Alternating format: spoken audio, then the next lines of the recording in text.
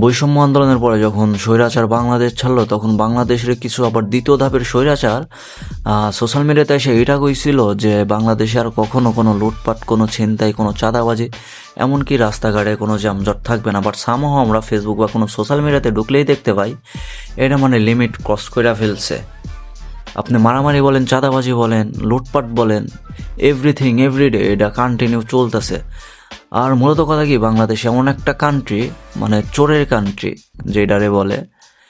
হ্যাঁ, আর এটারে কোনো সরকারের বা কোনো রাজনৈতিক দলের কোনো দোষ দেওয়া লাভ নাই। আমরা বাঙালি জাতি হইল খারাপ, আমরা অন্যর জিনিসের প্রতি কোনো লোভ সামলাইতে পারি না। আমরা এইটাই সবসময় ভাবি যে তার হকটা কেমন করে মাইরা খাইতে পারবো আমরা।